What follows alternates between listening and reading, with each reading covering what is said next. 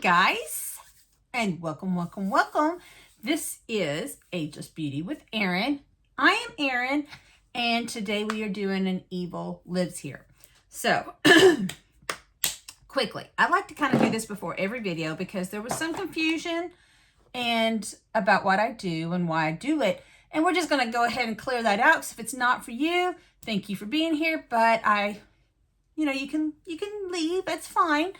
But on my channel, I have two different types of episodes. One is to get ready with me, where I sit down and I do my makeup. We try new makeup, new looks, new clothes, new hair, all kinds of things. This, however, is an Evil Lives Here. So Evil Lives Here is a TV show. It's on the Investigative Discovery Channel. And it is currently going on. It's like on it's on season 17 or something like that. I started this series on season 1, episode 1. And I am up now to today's episode is season 5, episode 4. So because these episodes aren't necessarily still shown on your regular TV channel, like they do show older episodes or whatever, but they're not in order, and I'm going in order. So I have the Discovery Plus app that I watch these on. Now, while I'm doing this, so what I do is I watch the episode, take my notes. My notes are over here. You'll see me looking at them. You'll see me, referring to them. I try to do this episode the day after I watch it. That way it's pretty fresh in my mind. But at the same time, I cannot remember everything. I have, work and just life and whatever, kids that go on. And even though my kids are adults, they're still, daily stuff that I do with them or talk to them about. So I'm not the best in remembering things. And that's why I have my notes. So you will see me refer to my notes. I apologize if that is distracting, but that is just kind of how things are worked here. And I do my makeup. Excuse me, apparently choke. But I do my makeup to keep you can see I'm already fiddling with my hands and not knowing what to do with myself. So I do my makeup as I do this. And today I have somewhere to be, so I'm gonna be doing my makeup to be going to a work thing. So yeah, that's what we do. Everything that I use will be listed in the section below. I will not talk about this stuff. That is for my get ready with me. So basically what I'm saying is if I'm using this, I'm not talking about this. So you're just going to see me use it and it'll be listed below. If you want to see me use this and know what it is, check out a get ready with me. That's just the easiest way to say it. Now, just because I'm not talking about it, it is listed below. And if you have questions about something I've used, don't hesitate. I will be glad to talk. I mean, I love talking beauty, makeup, whatever, just as much as true crime. So, yeah. Also, one last thing before we get started, down below you will see 3 links for some products that I'm having a morning and I apologize. 3 things that I absolutely love. There's a sportswear line, protein and supplement line, and some tattoo products. Check out those links. I have discount codes for you all to use. I'm so glad to be able to offer those codes. Check them out, use the code, get a discount, and let me know what you think. Is it something you like? Is it something you want to try? Anyways, I'm very glad to have that. That is listed below. And I think we are ready to get started. Okay. I want to kind of put, I don't know if you call it a disclaimer or what, but I want to say that this story just pissed me off in so many ways. Like, I just couldn't understand. I couldn't put myself in the place of the person talking, and that's on me. And I feel like through the show, I'm doing a lot of apologizing because I don't quite understand. And frankly, I guess I'm very lucky that I don't understand what this person's going through. So I'm trying not to be judgmental in here. And there's a lot of times I think it seeps through, and I apologize for that because that's not exactly what I'm meaning to do. But throughout the show, there's a lot of triggers. So I'm going to go ahead and put some out there. If any of this bothers you, which, okay, I don't have a problem putting trigger warnings out. I really don't. But for me to say, if this bothers you, it should bother you. I think that's what is my problem, is it bothered me. But I want to make sure it doesn't set somebody off and put them in a bad headspace. So I don't want to say if this bothers you, because I truly hope it does, because none of this is good. But if it will set you off into a bad place, please. This is not where you need to be. And probably none of my Evil Lives Here will be where you need to be, because none of those stories are good. But there is abuse, both physical and sexual, in this story. And I just want to lay that out there for you. So yeah, do not watch it if it's a trigger. And there is one point in this that, actually I think 2 points, that I literally had to walk away from the TV. And that was just not necessarily, it was triggering, but it was also made me so mad. So that's just want to put that out there. This story was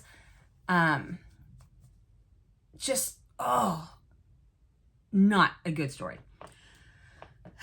On that note, we shall get started. I am wanted to mention again on Evil Lives Here, Season 5, Episode 4, titled Under His Thumb, originally aired on January 20th, 2019. So that's why, you know, like I said, they're like on 17 seasons, and which I haven't figured out how that's possible, because the show I'm only on Season 5, 2019. It hasn't been around long enough.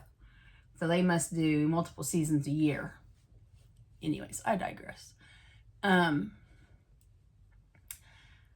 So, a little bit about Evil Lives Here, because you're going to hear me say a couple of things throughout that might be confusing to you. I'm going to say things like, Evil Lives Here tells us. And when I say that, what I mean is they will pop up on the screen, a little blurb, and give us some information to help what we're learning from the narrator. And then I'm going to say, we're seeing now, or we're looking at now. They also do an amazing job of adding live footage from the time, whether it be news, radio, whatever. We're seeing actual footage of it. Interrogations are a big one. Then we see pictures throughout of the family, the people, whoever is involved, as they grow through their story. We see actual pictures. We see newspaper articles. We see, I don't know, just things like that. So they do a really good job. So when I say we're seeing now or we're hearing now, that's what I talk about. I think that pretty much is everything as far as what they do. This is actually a very well put together show. I really do enjoy it. I don't mention it here. I've tried not to mention it so many times, but I love their intro to their show. I wish I could cut it in here and add to this video, but I just don't know copyright rules and laws, and I don't know. I'm not into getting my butt in trouble, so we'll just stay to the side and not. But just a little information for when I say certain things. And the episodes usually start about the same occasionally, and I noticed this season they've been kind of expanding it. Normally in the past 4 seasons, it all starts the same. A person sitting at a table, they've been mic'd up, ready to go. Now there's different, they're outside, they're doing this. There's one at the beach, there's one on the street. This one starts, it's a lady, and she's actually standing outside a house on a porch. It's raining, it's gloomy or whatever, and she's just sitting there, or standing there actually, looking out at the rain, drinking what looks to be a coffee or a tea, something like that. She's got one of those little coffee cups, and you can hear the thunder, and it's a very somber setting, like it's really setting the mood. And she says that this weather is the perfect day to talk about him. Now, I don't, sometimes they're really good at giving us information, them being Evil Lives Here. Sometimes we get dates immediately, we get names immediately. This is not necessarily the case. So I like it when I know who I'm talking about, where they're at, in the year. This one we kind of have to go along and find out. But anyway, so she says it's the perfect day to talk about him because it's a horrible day. She said it was just a crummy day. And it suited him because that was the type of person he was. And now there's a picture that pops up of him. And she tells us now there are people out there that don't believe in evil. But she's here to tell us it exists and it lives inside that man. So Evil Lives Here now tells us that Anthony Lord is currently serving a life sentence for his crimes. So far, I don't even know who this lady we're talking to, what her name is.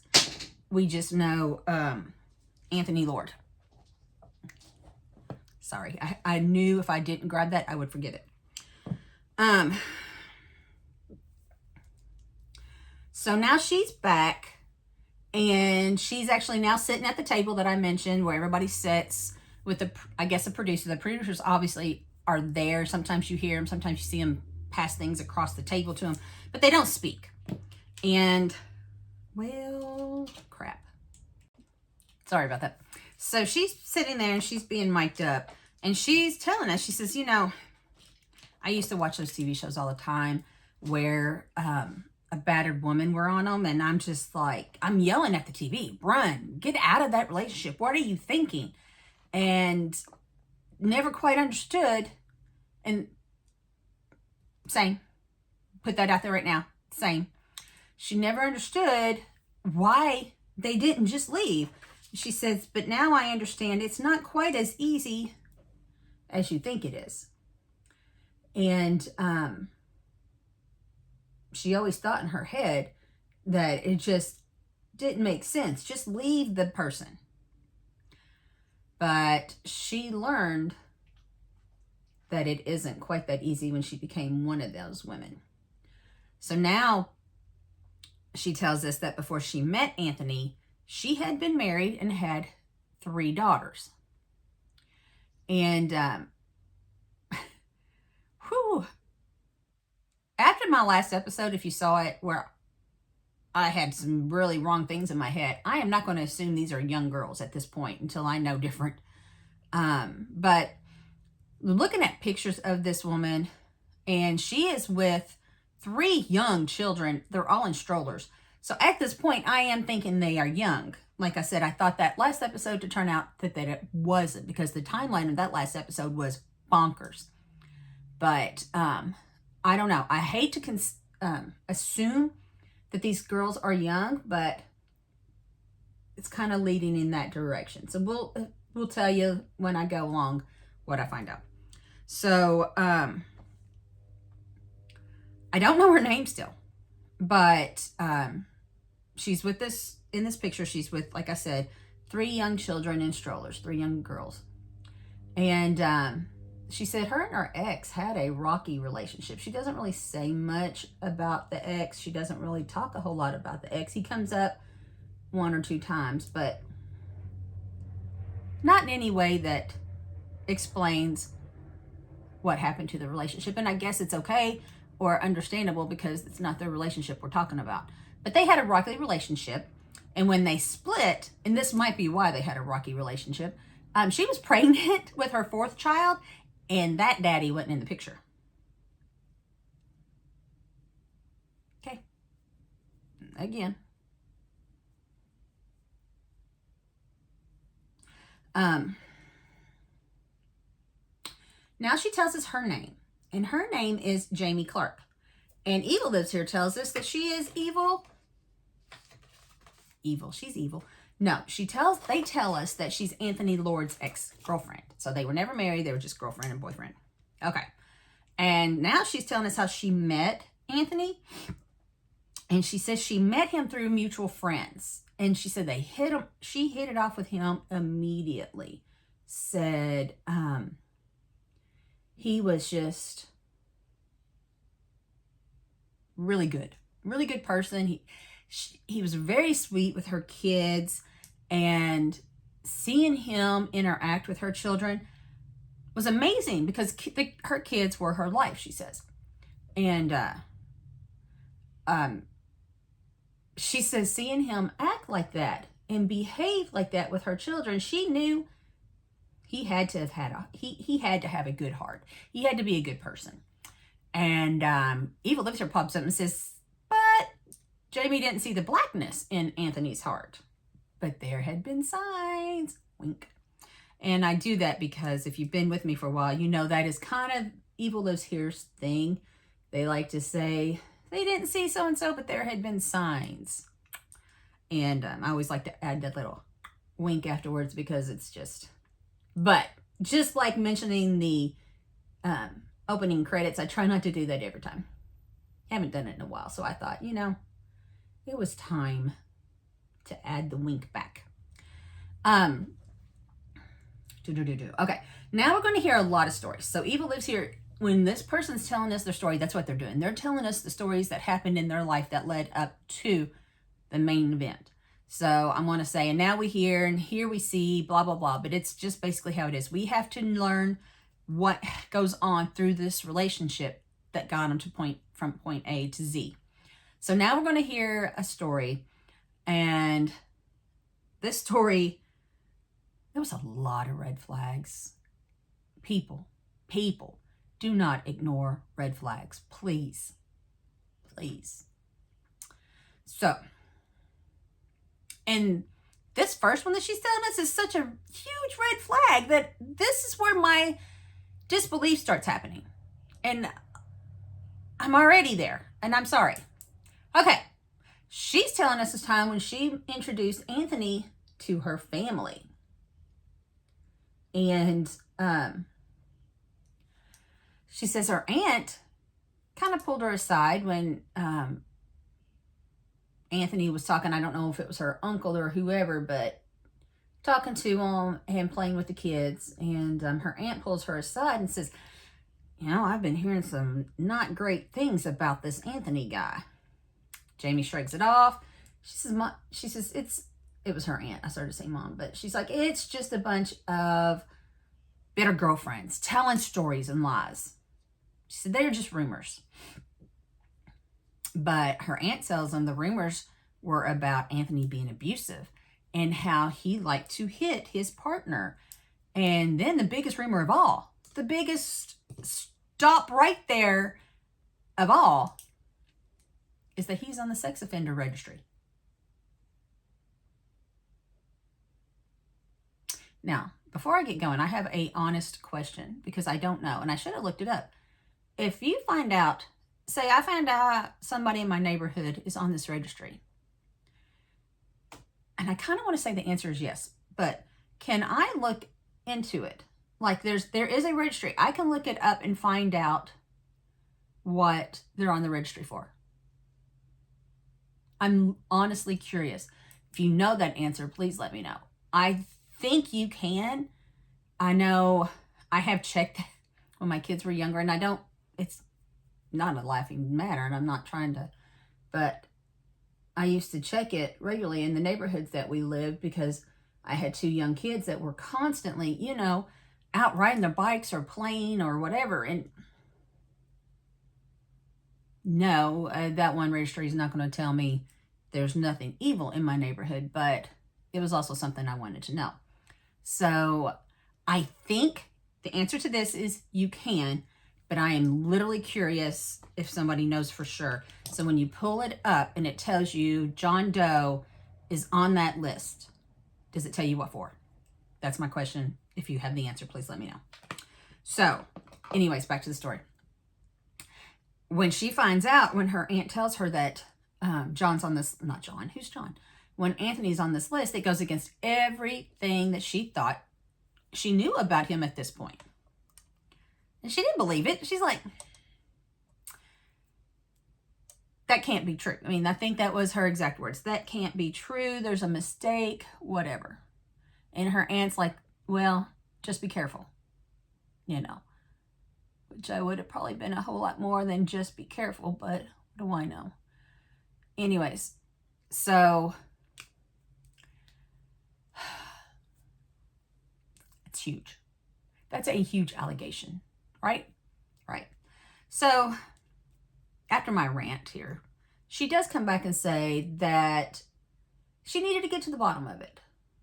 And this is why I'm asking if she could have done that. Because when she says, I needed to get to the bottom of it, I'm literally put on here, please tell me she doesn't just go and ask him. Because, you know, seriously. But that's exactly what she does. She asks him if he's not allowed to be around children. And to my surprise, she says, you know, he says, yeah, I am on that list, but it's a mistake, which that doesn't surprise me. He's like, we were younger. I was, basically, he was saying he was dating and had sexual relationship with somebody younger than him that was under the age of consent wherever they're at, which I don't know what that was. And that person's mom got mad and had him arrested. So that's his excuse. And that's one of those excuses where she's like, But he took it a step forward. And he says, well, let me call my therapist and he could tell you I'm a good person. Which red flags, I mean, not red flags, but warning signs went in my head because I can't call my local doctor and talk to them immediately, right? It's, you know, they're busy. They have patients. They have things they're doing. But no, he gets on his phone. He makes this call and some guy answers. And proceeds to tell her. And then, of course, Anthony's asking him, please, you know, let Jamie know if I am safe to be around children. Of course he is. I understand your concerns, but there's no reason why he can't be around children. So he's doing this whole horse and pony show, and she falls for it. She believes it. And she's like, you know what? The psychiatrist is telling me that he was okay. So he had to have been okay. And at this point, I think my head starts hurting because in no way, shape, or form would I have believed that immediately.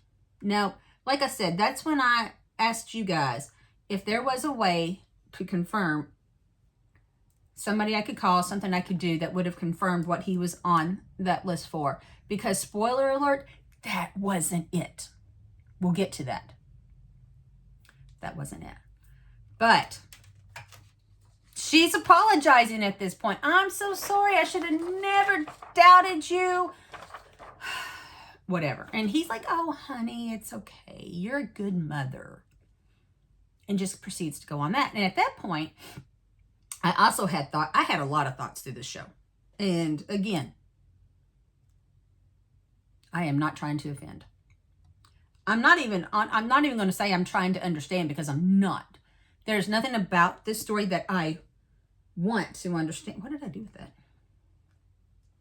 That I want to understand because it's so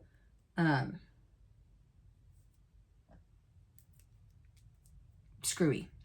But, you know, when he does this, I really start to wonder if he love bombs her. If that's also part of his MO. I don't know. Thinking back to the story I know now, because obviously I know the whole story, I'm not really sure that is what he does, but I do wonder at this point, does he love bomb her? Anyways. So Jamie thought that was the end of it, right? Well, Evil Lives Here tells us it wasn't. I love when Evil Lives Here gets a little sassy. And that is something new too that they've done. They kind of get a little sassy. So now Jamie's telling us a story of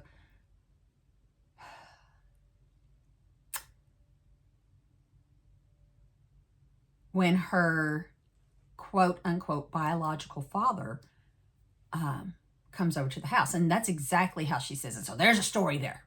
I don't know it, but she doesn't tell us that. But many times, I'm going to say, because it was very confusing, she would call him her biological father and then dad. So,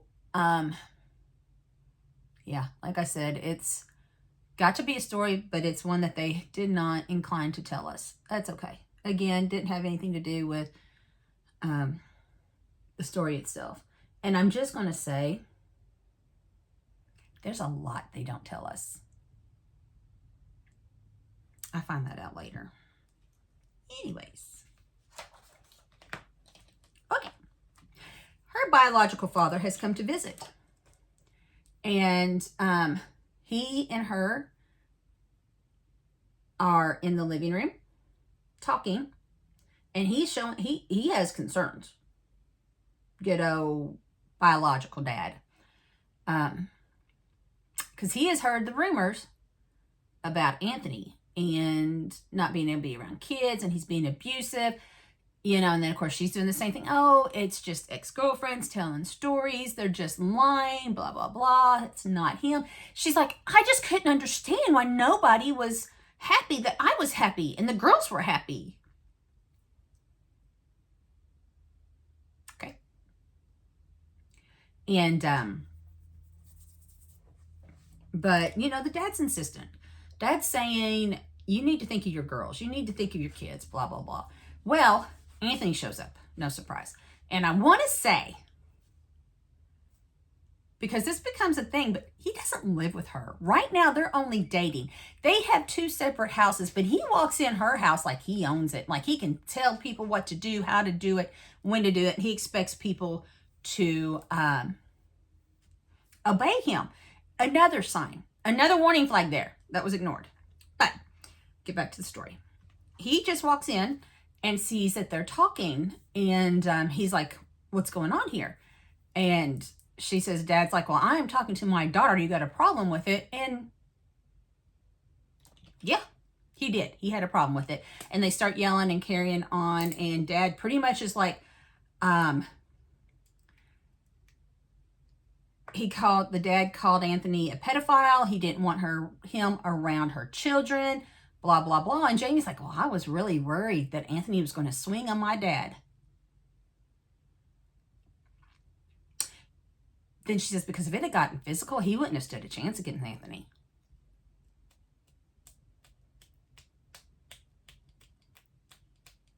Anyways, Dad didn't want Anthony around his grandchildren, with reason. And clearly told him he didn't care what he wanted. Or Anthony told him he didn't care what he wanted.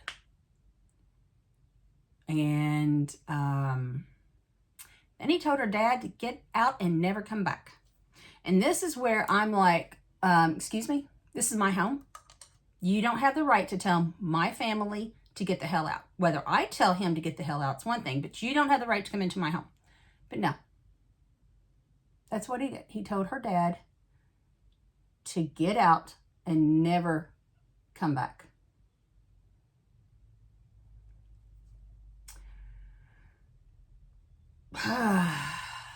Anyways, Jamie should have stepped in. Jamie should have stopped all this. Whether she was on Anthony's side or her dad's side, she should have stepped in and said something, but she didn't. She didn't say anything. She sat there.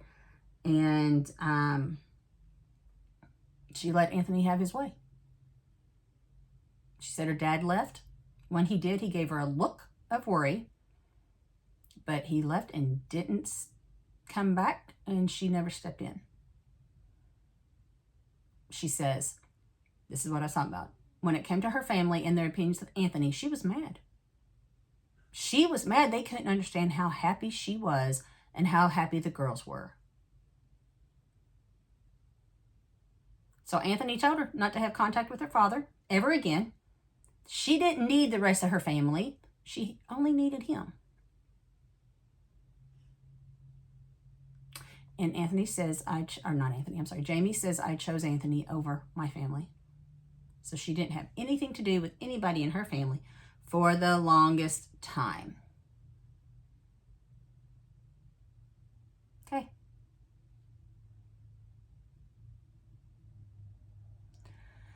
Okay. So now she tells us that we don't know where she lived. They have not told us where she lived. But she says she had a house that she had rented that was in a quote unquote kind of rough area. And there had been some break-ins on the other side of town. But it was scary being a single mother. And that I do understand. I don't know how much I would have worried about break-ins on the other side of town. And I will say, though, it seems like it's a very small community because everybody knew everything about everybody. And I do find out where this place is. I've heard of it. I know where it's at, but I have no idea if it's a small community. I always thought it was like a bigger community. Anyways, so Jamie tells us that one night she was going to bed. She called Anthony to tell him goodnight. And however, when she went to hang up after the conversation, he didn't want her to. He tells her to put him on speakerphone and leave the phone on all night long on her pillow beside him, or on her pillow beside her. And she's like, well, that's kind of weird, but it's also kind of endearing. Oh, he just loves me so much. But she says he told her that if he heard anything, he could call the cops immediately. And I'm like, yeah, she's a single mother. She's already saying she doesn't live in a really good part of town, so you're going to frighten her even more? All right. She said that she'd even get up in the middle of the night to go to the bathroom, and she would hear his TV on in the phone. And I sat there and wondered, like, well, what the hell did this guy do for a living? And you know what? Now that I think about it, I don't think they ever said what he does for a living. Yeah, kind of odd, isn't it? I don't know. So she says that this became their routine every night. She said she would call him, leave it on speakerphone all night long before bed. And she says, looking back now, hindsight being, all that it is, she realizes that this was the first of the red flags. I'm like, honey, no, you've had many red flags at this point. But she said this was the first of the red flags. She says now she knows that even when he wasn't living with her, he had to have full control. And she just thought it was innocent, that he just wanted to protect her and her kids.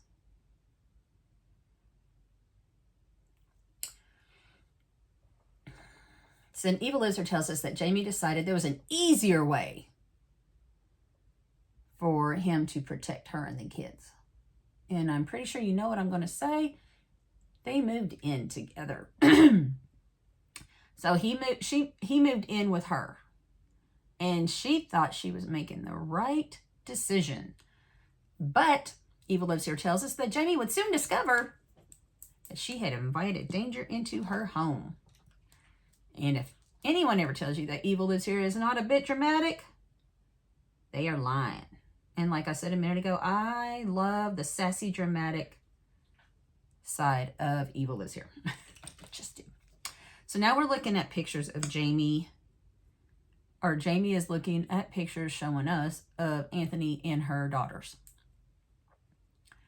And she's like, when he moved in, she had a perfect little family.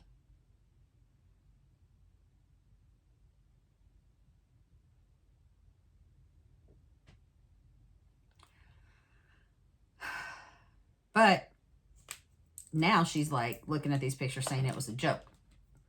That in this picture, it looks like Anthony is a good person. That he's happy and whatever. And in this picture, this is the good, happy Anthony, not the evil one. But It's not how he really was, meaning Anthony was not a good, happy person. That's just how he portrayed himself to everyone, even her at first. And in this picture with Anthony with the girls are young. I mean, the youngest barely looks a year old. I never did get ages of these girls.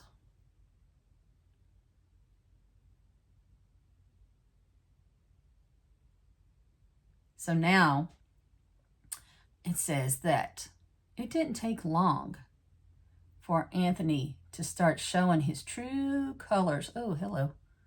When he moved in. Oh, I just poked myself in the eyeball. So she tells us, I poked myself in the eye, that Anthony was very jealous of her ex-husband and then the father of her youngest daughter, Madeline. Now, you know, if you have watched any of my episodes, that I hate when they give us their names. To me, it's just like an omen, and it usually means something bad. So I just absolutely hate that because she didn't give us, and she never does give us, her other 3 daughters' names. Just little Madeline, the baby. Anyways. So Madeline's dad apparently is in the picture, even though she said he wasn't. And apparently having like regular visitations. But Anthony didn't like that. And he wanted to be the father figure to these girls.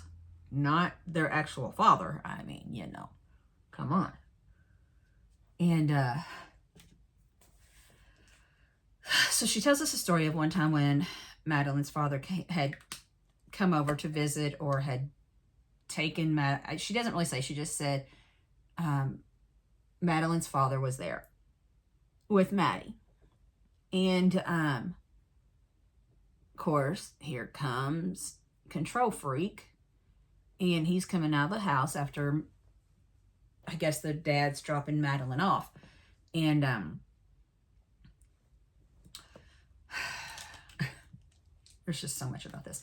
Anyways, so apparently Madeline runs over to Anthony and tells him she wants a popsicle. And Madeline's dad's like, no, Maddie, you've had enough sugar for today. You're fine. Well, of course, what's Anthony do? Oh, I think you deserve a popsicle, right? And of course, that causes some problems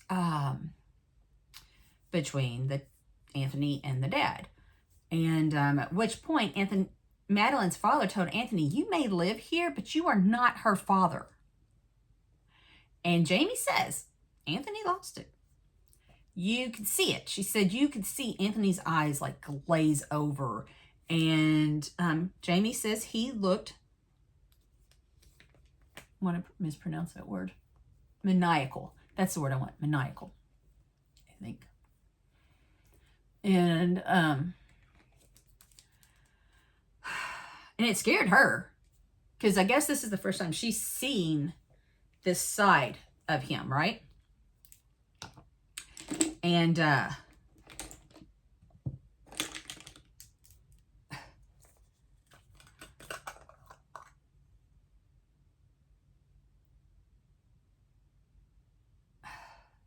am I at? Okay.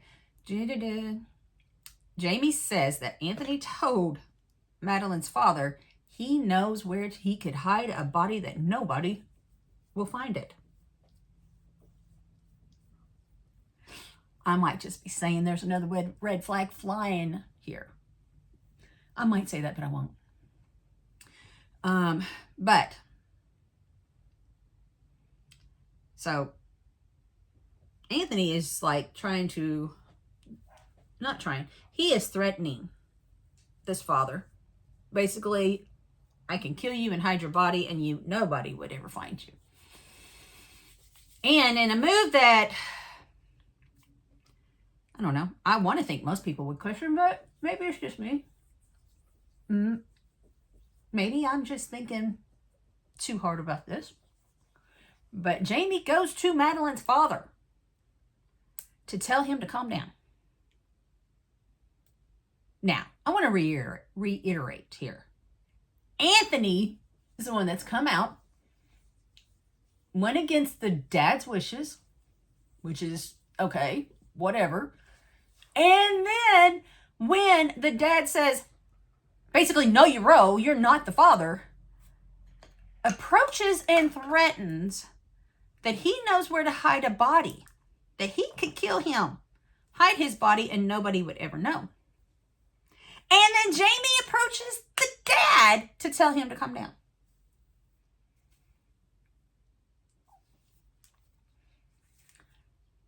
Okay. So this story is going to give me a migraine. I literally had that, and let me tell you, I was not too far off the truth of that. And Jamie says it was like Anthony had to conquer Madeline's father. It's all about control. It was all about jealousy. And Maddie's father backed down and left. Basically what she wanted him to do. Which I want to say that because later I'm going to come back and this is going to come back up again. And I just want to say she wanted Madeline's father to back down.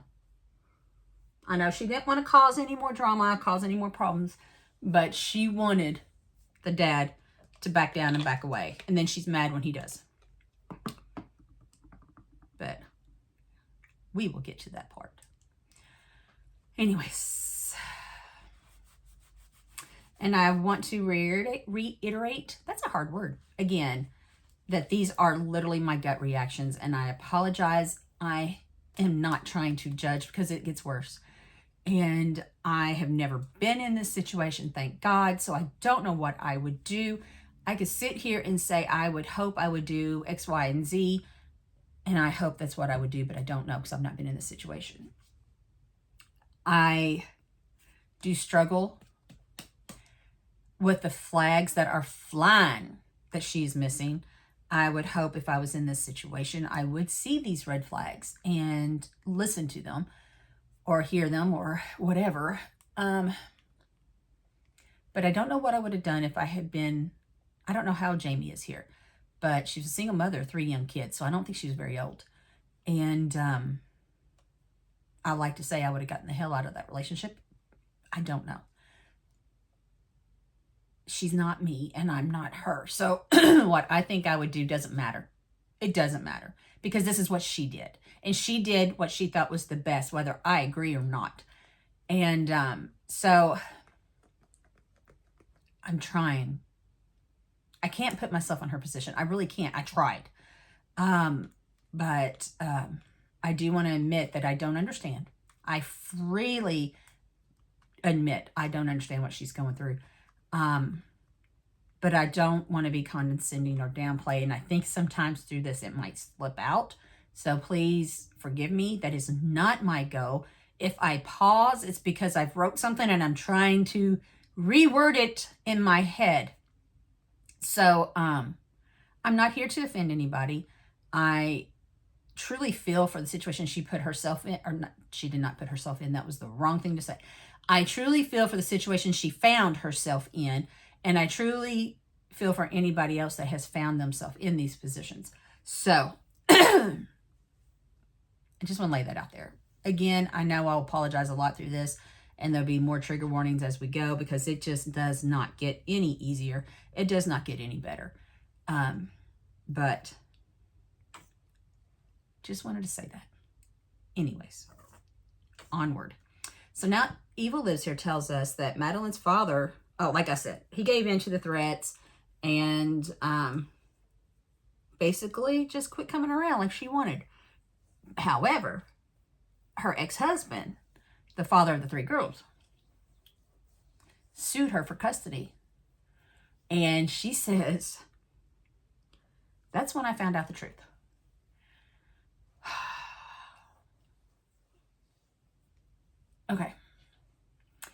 So when she had to go to court because she was being sued for custody, she found out that her ex-husband had found out a lot of details about Anthony's past, and those came out in court. And again, that's when I'm saying, these are the same details that she could have found out, right? Am I not mistaken in thinking that she could have found these out? It doesn't say how he found out, so maybe his lawyer did. But I got to think this might have all been public record. So this is where I put also that this must be a small town because everybody knows everything about Anthony. Well, everybody but Jamie. And I've got to think she just didn't look. I honestly, in her young naivety, I don't know, but she did not look when she kept hearing these rumors. Anyways, she says when she got to court, she found out that Anthony was on the sexual predator list or whatever it's called.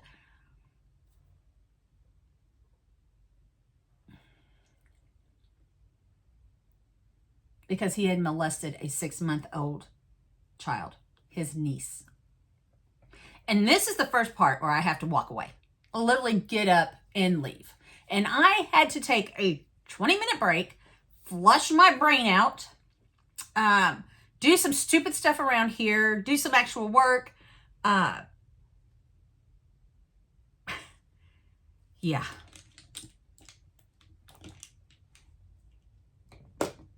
Yeah. And there's still 30 minutes of this story.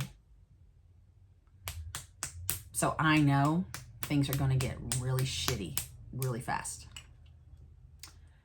And I sit here and say, my biggest fear is that she let him talk his way out of this and kept her and the girls in this situation. Which, if that's the case, I'm not even going to pretend to understand.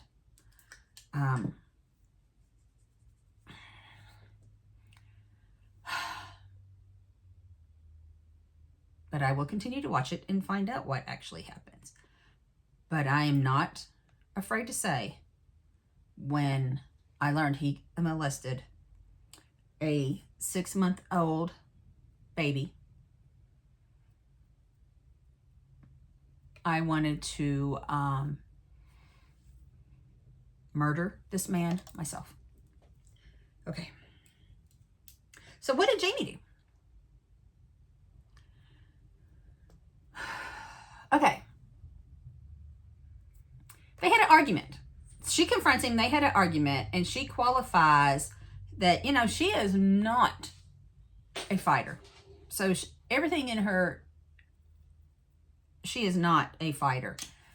But she wanted to, quote, unquote, kill him when she found this out. Which, obviously I completely agree. Anyways, she says that, and I completely 100% agree with what she says here, so I'll quote it. Quote, "No one like that should be alive. No one should be able to hurt someone that little." End quote. And then Jamie says that Anthony tells her that if she loved her, or if she loved her family and her kids, and if she was a smart woman, she wouldn't leave him. So this is where shit hits the fan, and she's literally being threatened along with her family. She said, this is what he says to her. "Your aunt and uncle live way out in the country. No one would hear a gunshot. Her father could disappear and they'd never find him." What else? There's one more. No, I guess not. So he threatened her aunt and uncle and her father. And I guess, you know what? She never really mentions a mother. Now that I think about this. Yes, she does. Yes. She does. I take that back. I had to think about it. Anyways. She says, after he said all of that, she remembered smacking him. And she says, and I quote, "I learned never to do that again." End quote. She says, in that moment, she learned you did what he wanted, and if you didn't, he was going to hurt you.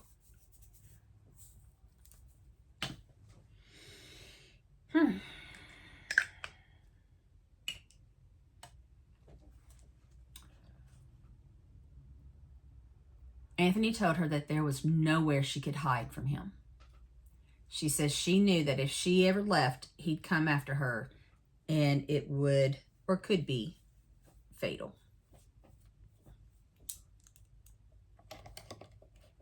Now, Evil Lives Here tells us that Jamie lost custody of her 3 daughters, and I wanted to cheer.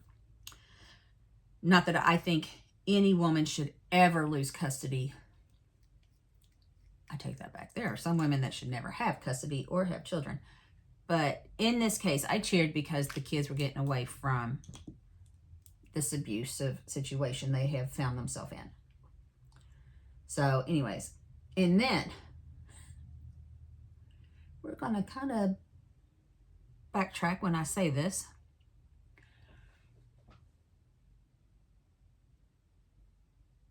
Poor Maddie is still there, right? Jamie says this, and it completely pisses me off. But she says, Madeline was allowed to stay in the home because her father didn't fight for her. Okay. Yes, her dad should have fought for her when he thought there was a problem with Anthony. He didn't. She didn't want him to, and now she's mad that he didn't. Pot meet kettle, kettle meet pot. Okay. And I know, her staying is because she thinks it's what's best for her and her family. She's trying to protect everybody.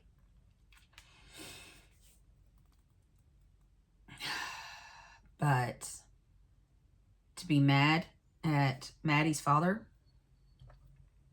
and he probably didn't know the extent of what was going on. I mean, apparently she didn't tell many people. Like I said, she cut herself off from all family and friends.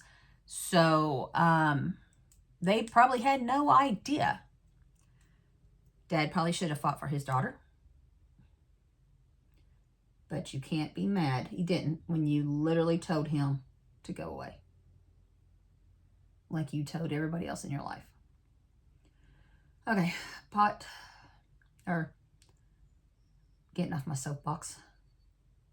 I need to get off and stay off the soapbox. Anyways, now Jamie tells us the one night, and okay, trigger. This is awful story.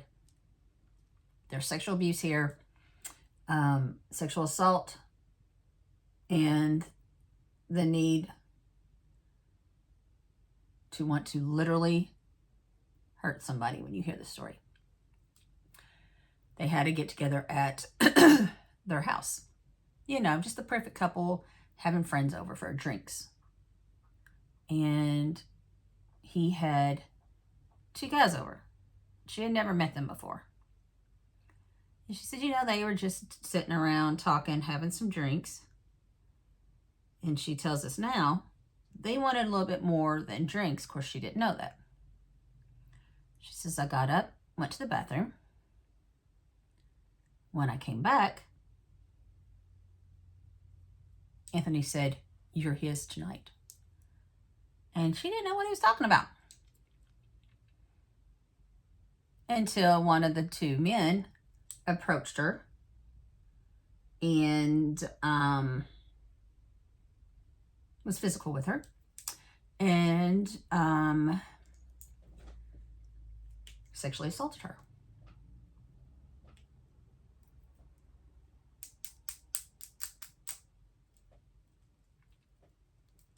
And he did it in the living room, right in front of Anthony and his other friend. And she said it didn't matter. I kept telling him no. I kept telling him to stop. I kept the whole thing. It didn't matter. He didn't care. Anthony didn't care. This was a game. She says, and I really never thought something like that would happen because he is so possessive, so controlling. And then he just gave her to somebody. But she says she remembers he was laughing about it. And he enjoyed seeing her in pain. So I make a note here, and I have to assume that these jerks that are his friends were probably the doctor he called to confirm that he was a safe person to be around her kids. Because when she's telling the story, she's like, I don't even know what the doctor's name was. Yep. It doesn't say that. But if I was a betting person, that's exactly what I would say. He called one of his buddies to lie for him so she would be comfortable to be in a relationship with him. I don't know. I don't know. Anyway, she says after that night, she started thinking about some options on how she was going to get out of the relationship. But then she thought of the consequences and what would happen, not just to her, but to her kids and to her family, blah, blah, blah. And she never made a move. But things only got worse after that. And I'm just going to say nobody thought they'd get better. Even, there's no way in my mind did I ever consider that this story was just going to get better. So not long after that night,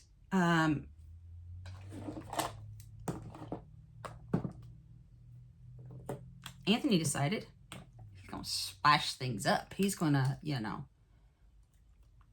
he needed to add another person to the mix. And I really don't know. Again, my naivety shows through a lot. But she's saying, there was this website you can go and, he would just be looking at all these girls or whatnot. And just like a grocery store, he'd pick what he wanted. And he did. And he moved and he gave me, they told us this girl's name, but I don't even know what her name was. But yeah, he just picked what he wanted and moved her into Jamie's house. And Jamie's like, I figure, he just wanted another girlfriend. And she kind of thought maybe it would help take some attention off of her. But, at first, she was very against it. She's like, this is not me. I am not comfortable doing this, right? And he would tell her things like, well, you should be okay with bringing in someone else because you let my friend have sex with you. You didn't do anything to stop it. I can't with this man.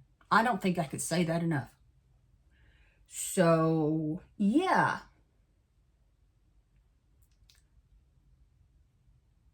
She thought it would take the attention off of her, having someone else in the family, or someone else there. Apparently she was wrong. But not only that, did she forget there's a kid that lives there? Sorry. Okay. I mean, Madeline is not mentioned much in this story at all, which I'm glad, because maybe that means, it can mean one of two things. Either they don't talk about anything that might have happened with Madeline, or nothing did happen with Madeline. And I choose to go with that second option. Jeez Louise. I don't know who said it, but talking is tough. So, yeah. Jamie said when the new girl moved in, she had never, like I said, she had never been in a situation like that. She wasn't comfortable with a situation like that. But Anthony was thriving. So he was making her watch when he had sex with this other woman. And then he decided that they needed to have a threesome. And she's like, I didn't know what to do other than what he told me. So one night, he has both women in bed with him. He's making out with this other woman. He's bringing in Jamie. And he decides he wants this other woman. I think her name was like Cindy or something. I don't know. She really wasn't that integral to the whole thing, so I didn't put her name down. And you'll understand why here in a moment. But he wanted Cindy to start hitting Jamie. And at that point, Cindy's like, no. So she wouldn't hit Jamie. And pissed off good old Anthony. And he told Cindy to get the hell out of the house. Never come back. So that's the end of that three-way party. I wish I could say that that didn't happen again. It does. We'll get to that. And Jamie says, you know, she got up, she left, and she never looked back. And Jamie was envious because she never got that option to get just to leave. Just because she told him no. Nope. It didn't happen like that for her. So, he let Cindy go, but he wasn't going to let Jamie go. Now, Jamie tells us one of the many rules that Anthony had was that she couldn't do anything without him. They showered together. She went to the bathroom. He followed her. Was he like a puppy? She couldn't even talk on the phone to her mom without him. But she would sneak calls. And one day, she called her mom, and they were on the phone talking, and he come home and caught her. And he was pissed, and she was terrified. So, you know, she's on the phone, and she just kind of quits talking or whatever. So I got to think mom had to know something was wrong, but nothing's ever mentioned about that. Anyways, so he took her phone from her, dropped it in a bucket of water that she had been using to clean before she made that call. And she says for a better part of a month or longer, she had no contact with anybody. He didn't let her work, which is why I said I don't know what he did. He had control of all the money, so they did have money to pay bills and stuff. They weren't, you know, being kicked out or living in squabble. So he did something. And she was completely under his thumb. He had total control. And she knew it. And he knew it. Now, Eva lives here tells us Anthony, once again, brought in another woman.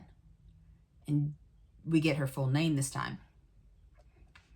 And it was Brittany Irish, which knowing first and last names, again, cannot lead to anything good. Anyway, she was a friend of Anthony's. And Jamie had actually met her before. And she says that Anthony had always had a crush on Brittany. And I'm going to say this is just disgusting because there's a huge age gap. And I'm thinking she wasn't quite legal when all of this started. We'll get to that. Anthony always said that him and Brittany were just friends, but Jamie thought they were probably more than that. And when Brittany moved in with them, even though Anthony kept saying, we're just friends, Jamie's like, they were very handsy.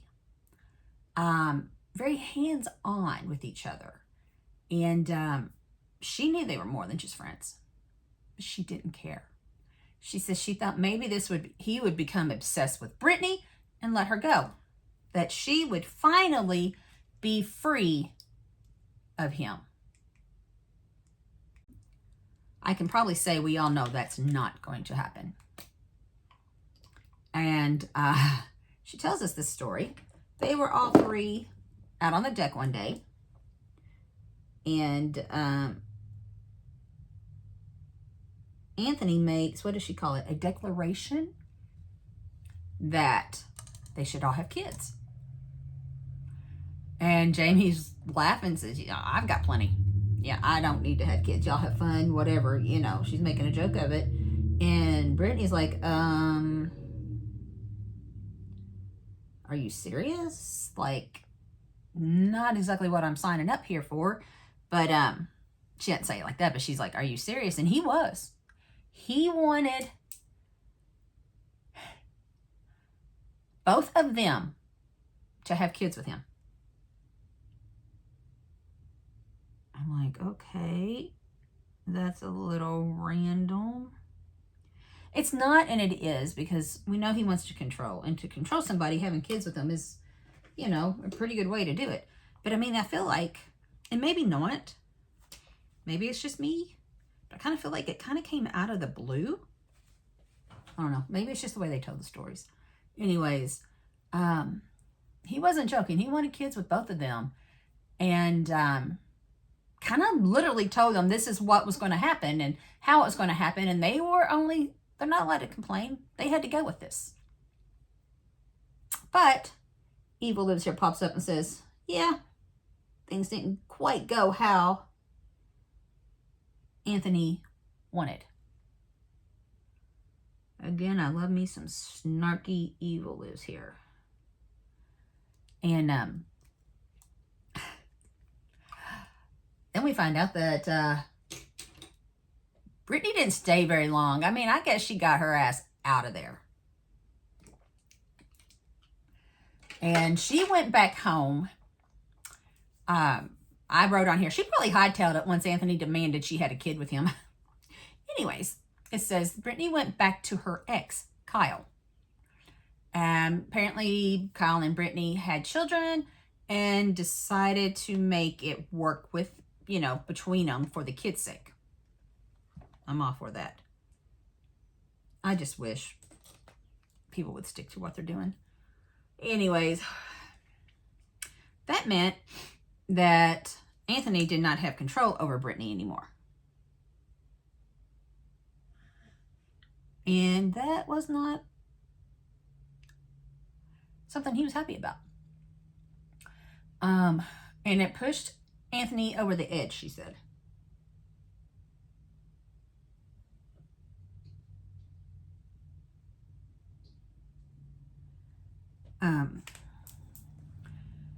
So at this point, she says every day he was beating her. Some days were better than others. Some days it was really, really bad. But it was a daily thing now. He was hitting her and beating her. And one day she said, it showed, the reenactment showed she was doing laundry and had a laundry basket and was walking to the stairs. And all of a sudden she felt like this shove. And he, quite frankly, just pushed her down the stairs. And she said, my foot was shattered. And he kept telling her, get up, get up. And she kept saying, I can't. My foot is broke. And trigger warning, he didn't believe her. He kept calling her a liar. So he went down the stairs, stood next to her, and proceeded to stomp on her shattered foot. And laughed about it. Yeah. Literally my stomach just hurt when I read that. So, he ended up having to take her to a hospital, which I was surprised, but he took her to the hospital. And while all this is going on, she is showing us pictures of all the abuse that she took. So she wouldn't report anything, but she was documenting it. Like, she had pictures. So when she's in the hospital, the doctor asked her if she felt safe at home. And she doesn't say if they asked her in front of Anthony. She doesn't say anything like that, but she told him she did. Anthony had just told the doctor she had tripped on her pants leg and fell down the stairs. And that was that. She said she knew she couldn't show any signs of needing help or there would be consequences to pay. But she says then, the beatings were just getting worse and worse. And I'm thinking, aren't you already paying consequences for keeping quiet? I don't know. I mean, that's how I kind of look at it. You don't want consequences. And I get it. Okay. I get when she says consequences, it's not just her, it's family and her kids. So I do, but I mean, she's still paying by staying and not saying anything. So I don't know. Okay. Again, like I said, she documented all the abuse. We see a lot of pictures, bruised up, beatings, and bloody pictures. Shamie says that she just wished at one point, actually probably multiple points, but she says she just wishes that she could had curled up and just died. And a couple times she really thought he was going to kill her. She said she was truly living in hell and she was dreading waking up in the mornings. And she thought about killing him a couple times. Like, it went through her head multiple times. It would end her misery, prevent him from hurting anyone else. But she says, I didn't have it in me. She couldn't have followed through with it. Now, good for her that she's not a killer. But at the same time, when is it killing somebody and protecting yourself? Again, I don't know. I don't. I think, yes, I would not personally consider this murder. I would personally consider this self-preservation. And even if I ended up in jail, I'm protecting my kids and my family. And I mean, I don't know. I don't know because, and don't come for me. I'm seriously trying to talk about this here because she's doing what she thinks is best. And I don't ever promote killing anybody. Let me just say that right now. As I get through, don't think I'm saying, oh yeah, this person needs to kill, this person needs to kill. No, no, no, I don't. I do think in her situation, it may have been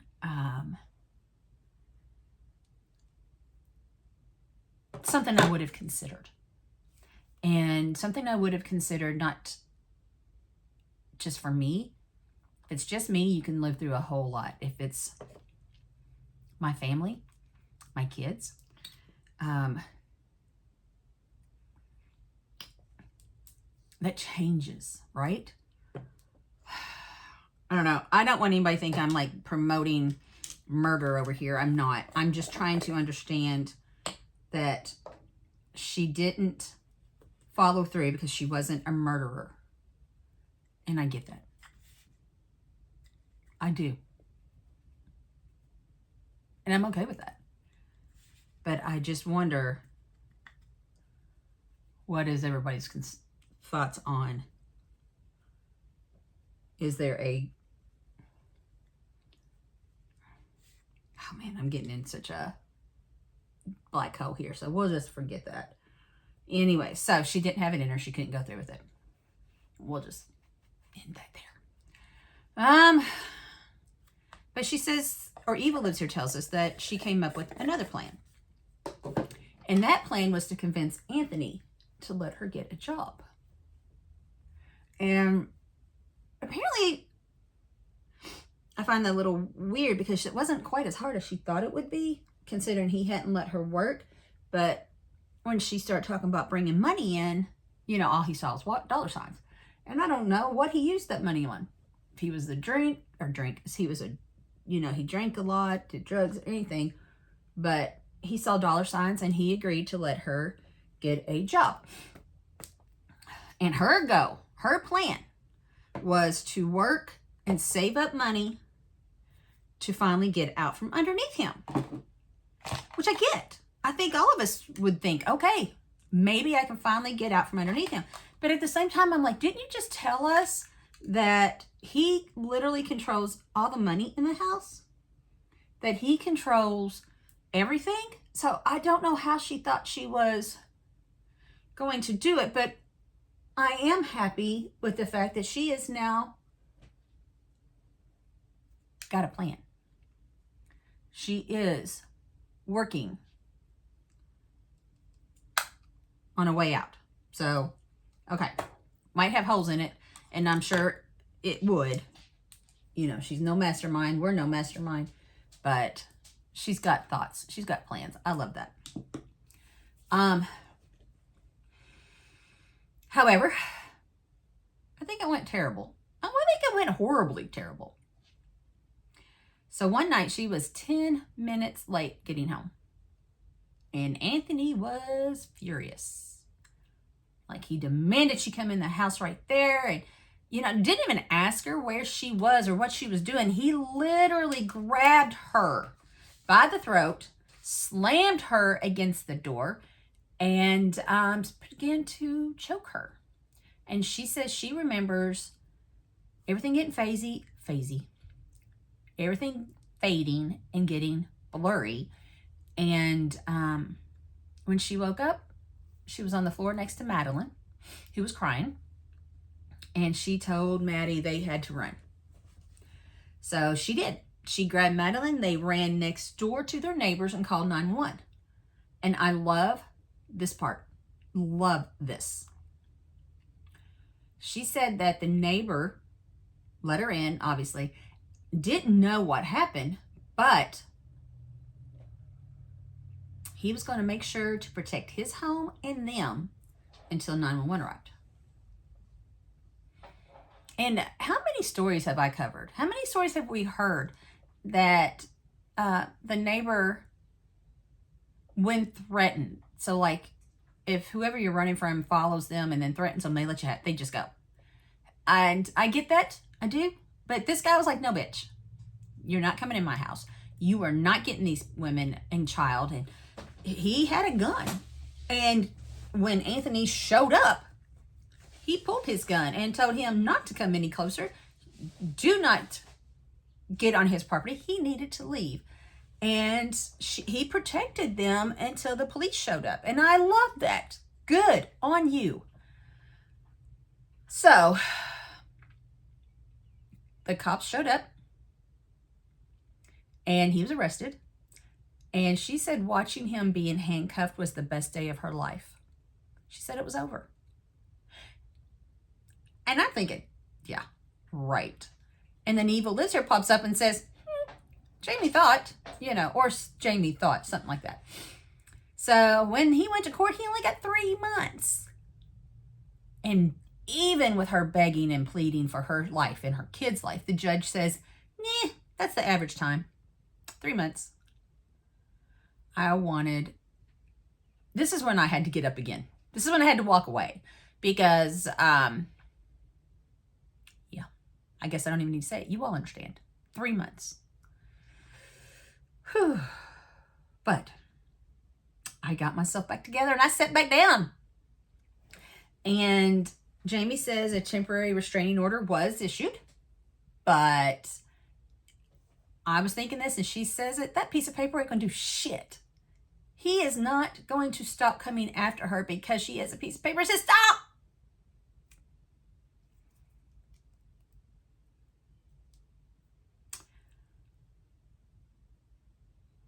She knew he was going to come after her when he got out. And Evil Lives There tells us that Jamie was right. But she wasn't the only person he was going to go after. Just make a bad story worse, right?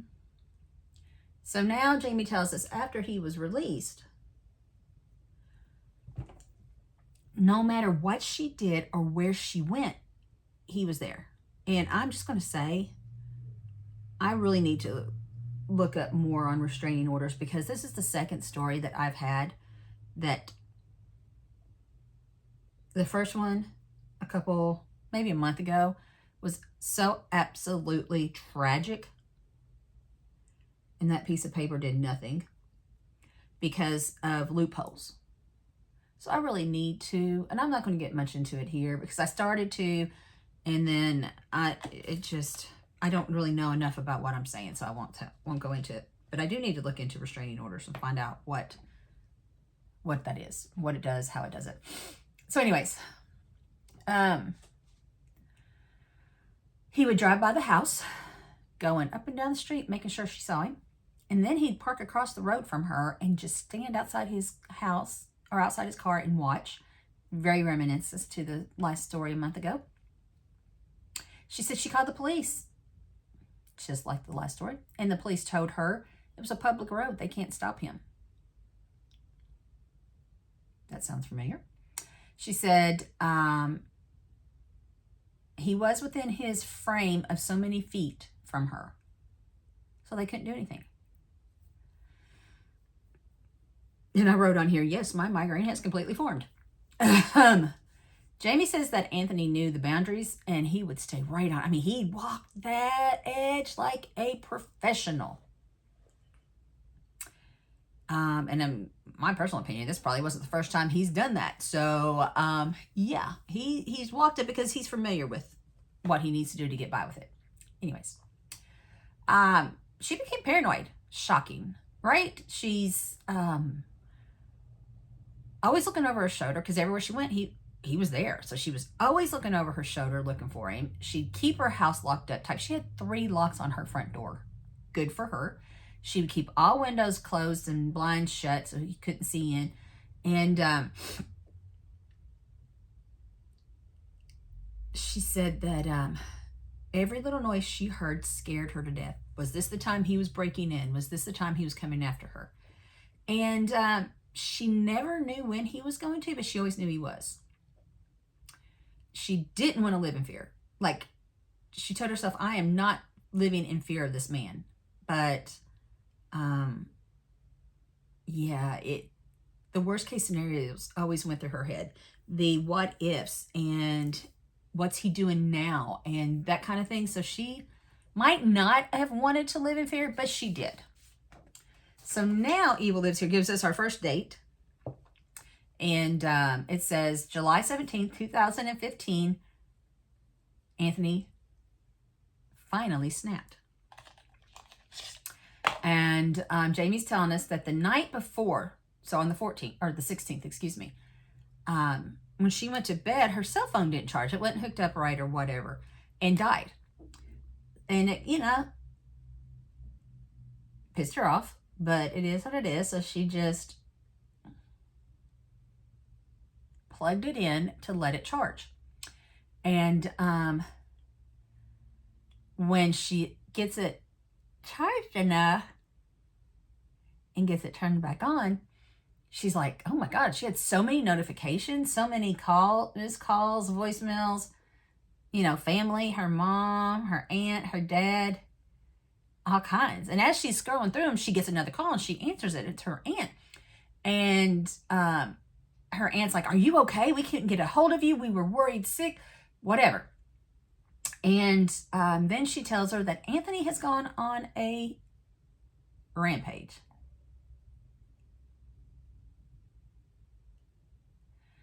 And apparently he had shot 5 people, 2 of which died, and he kidnapped Brittany. So apparently,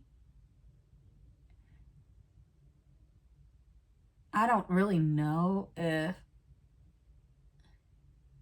it doesn't say here. I find out. Because at first I thought maybe they were seeing each other again, and I don't think that's the case at all. I think he, and I will get into that with the after action information I give. But he has killed 2 people, shot 5, and has kidnapped Brittany. Okay, so now we're seeing video footage of a newscast where a police officer is talking about the incident that happened that ended with a shooting of 5 people and a beating of another man. The suspect was Anthony Lord, who was 35, so he was young. And Jamie's watching this on the laptop the same as we are. And the police are saying if the public has any information to contact the Maine State Police. Now, it's the first time it was confirmed Maine. At one point in the show, and I must have skipped over the notes, but she says something about living in Bangor, And I kind of thought at that point they were in Maine, but no confirmation. And I don't know how many cities in the world have Bangor or states in the world have Bangor. I really don't. So Jamie says that she watches news tidbits. And this was one of them that, she's watching right now, the same one that she watched at the time. And she had no idea where he was, what he was doing, if she was next, what was going to happen. It was just one of those times where she was like, am I safe? Am I not? And ultimately she thought he was going to come for her and Maddie. It just made sense, right? And Anthony went into hiding as the police hunted him. And Jamie tells us that they would get very sporadic updates. Like just occasionally there'd be a sighting here, a sighting there, but overall really nothing. And it felt like it was for the longest time. She said she stayed bunkered down, tried to stay hidden. She didn't leave the house. And she didn't go back to her house. Actually, she stayed somewhere else. And she was hoping that he had no idea where they were.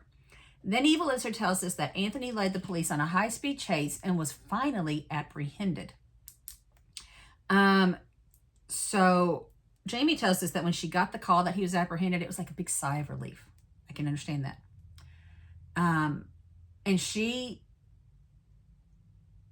says that I was sure that after what he did, there was no judge going to let him out. And I hope to God, at that point, I'm like, I hope that's not foreshadowing to something awful. Because remember, I'm making notes as I'm seeing it. I don't know anything. I know now. I didn't know then. Anyway, so he led them on a high-speed chase and was finally apprehended. And the Evil Lives Here plays footage of Anthony being apprehended. So we see the video of all the cops, and there's a lot of cops with their guns drawn, and they see Anthony. He's up against a car. He's being handcuffed. And they secured him and arrested him. So Jamie tells us that footage that we're looking at was the first time she has seen it. And she says, and I quote, I love it. I think they were too gentle cuffing him. End quote. And she said right there was the beginning of her freedom and a chance to live her life. And then Eva Lives Here tells us that Brittany survived Anthony's rampage. And honestly, they kept putting her picture up, and I literally thought she was going to be one of the dead ones. I did. Because normally that's what they do. They show you pictures of the person. They were playing with my mind this episode. Because they gave me Madeline's name. But they never said anything happened to Madeline. Anyways, I'm glad she's okay. I really thought she was one of them. Then we see another live footage. Brittany's talking. And Anthony had kidnapped her and taken her to a cabin, strangled her with a like a seat belt, I don't know, some kind of belt, and tied her up and left her. He sexually assaulted her 4 times. However, Brittany survived, but Anthony killed her boyfriend, Kyle.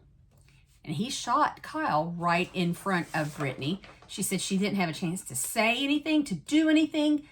It just happened so quickly. And now she has to tell their children that they lost their father. And then Jamie's watching this footage as well. And she says her heart aches for Brittany and for those boys. No parent should have to explain something so horrific to their children. She said no one deserves that. I agree. So Eva Lives Here tells us that in interrogation, Anthony told them he planned to go after Jamie next. Now we see Anthony. We're seeing footage of Anthony in the interrogation room telling them he wanted to go to Bangor to see Jamie. And the cops asked him if he had made it there, would he have used his gun when he saw Jamie? And he says yes. Jamie says, and I quote, "It was too bad he didn't use that gun to shoot himself. He was too much of a coward to shoot himself, but he could shoot an innocent person," end quote. She says, Anthony sitting in jail cell for the rest of his life is too good for him. He deserves to, quote, be put in the ground, end quote. Eva Lives Here tells us that Anthony Lord was convicted of 2 counts of murder and a host of other charges, sentencing him to life in prison. And she says it was the biggest relief of her life. And knowing that there was no chance that he'd ever get out, he can't hurt her or anyone else ever again. And she admits part of her wants him to suffer and to feel the pain that he inflicted on others, that there is not enough justice for him just sitting in a jail cell for the rest of his life. And she said it took a while after everything happened for it all to sink in. But one day she woke up and started smiling.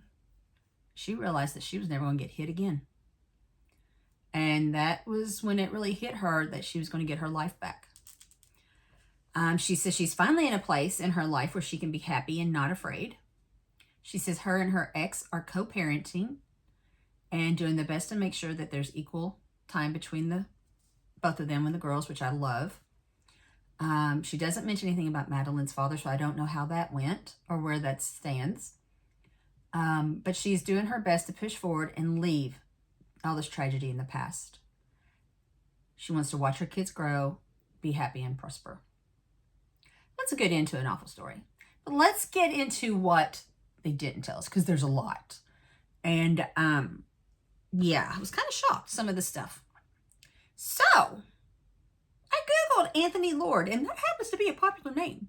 Like, there's all kinds of people named Anthony Lord, from athletes to, I just was overwhelmed trying to find the right Anthony Lord.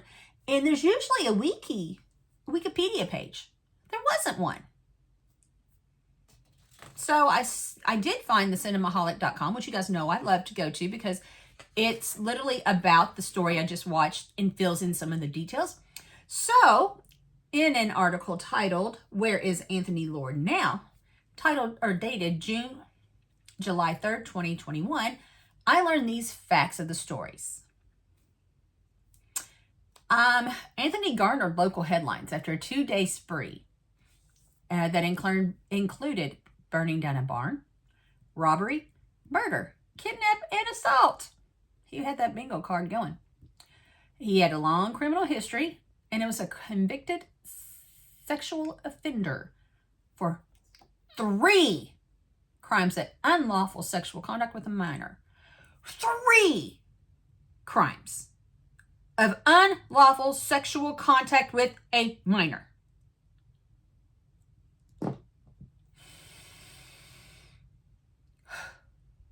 I want to quote this next paragraph, and it describes more in detail what happened on this spree. So I'm reading directly from the article. I quote, "The carnage started on July 16, 2015 at around 8:30 p.m.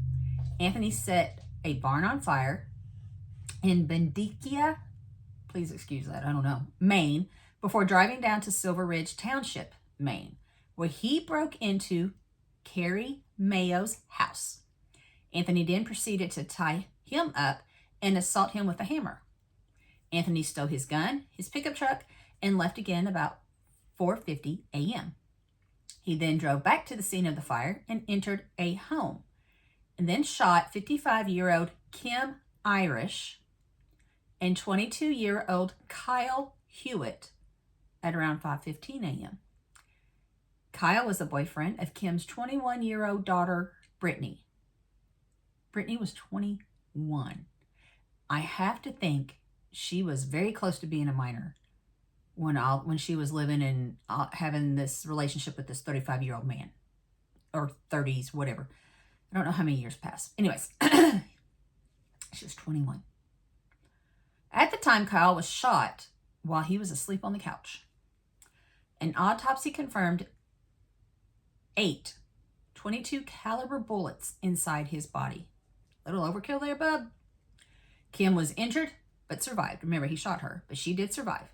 Anthony proceeded to kidnap Brittany, who was an ex-girlfriend of his. Brittany attempted to escape by getting into the truck of a passerby, but Anthony didn't relent. He ran after and shot the driver of the car she was trying to get into. He was 60-year-old Carlton Eddy. I continue. At around 5:50 a.m., Anthony was the subject of a high-speed police chase where he shot an officer before evading capture and driving into a wood lot. So he kidnapped Brittany at 5:15. At 5:50, he was in this high-speed chase. So I was confused. Was Brittany still with him? Did he already do his dastardly deeds and leave her? It doesn't explain. Okay. He was subject of a high-speed police chase where he shot an officer before evading capture and driving into a woodlot.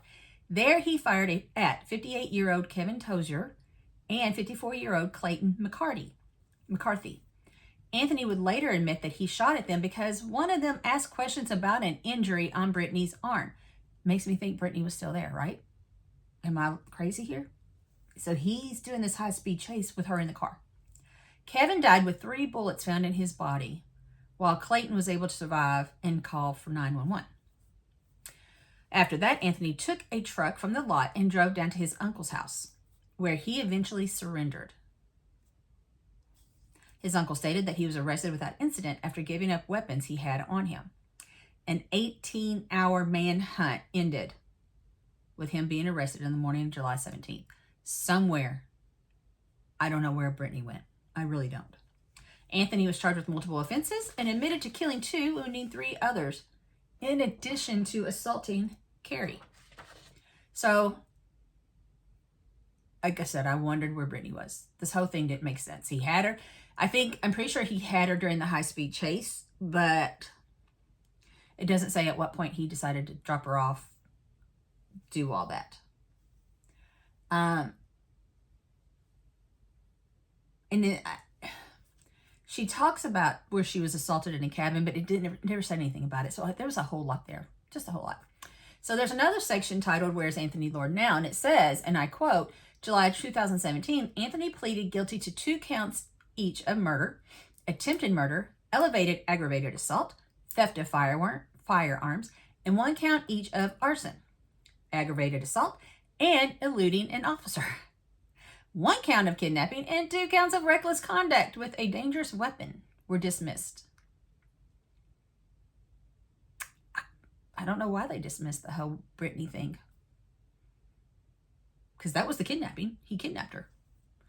And something I find very odd here, and it was not very fleshed out for me, but, and I did go and find out because this was very, my brain kind of went, Anthony's defense lawyer tried to say that Anthony was suffering from PTSD from losing his 6-month-old son and the frustration with the police over the investigation of the death. Well, that was the first thing I've heard of that. So let's look further into the 6-month-old son in the story. And it took a minute for me to find some information here. But the son was Anthony and Jamie's. She never said she had a son with him.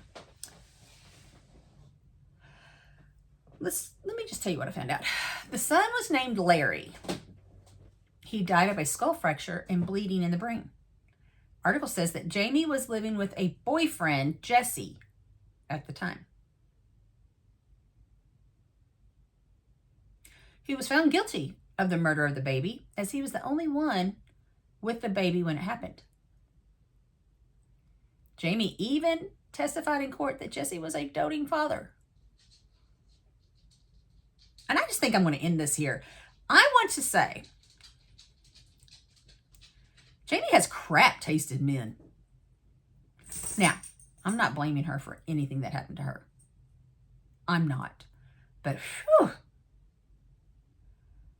people around her, and even her son,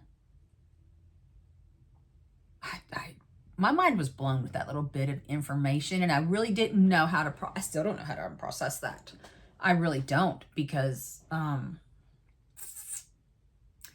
think I would have been not as mind blown, and my mind wouldn't have gone in 20 different directions if she had just mentioned that she had a son with him. I mean, she mentions he wanted to have a son, but she never mentions he did.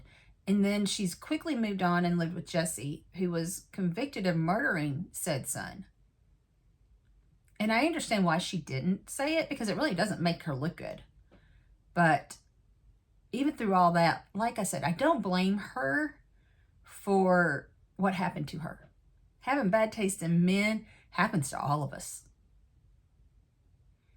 That doesn't mean we are abused or beaten or kidnapped or whatever. So you can't fault her for having bad taste in, well, you can fault her for having bad taste in men, but you can't fault her for the situation she found herself in. Now, do I agree with some of the things she did? No. Do I have to agree with the things she did? No. This is her life. And I hope and I wish for nothing but the best for her and her children. She's still got 4 daughters. I hope she's able to get on with her life and focus on her children and recovery. And I hope she never finds herself in that situation again. I really do. So this was a rough story. Like, I literally hated this story. Second time around was easier than the first time. When I'm first hearing it, I was so just going through all the emotions.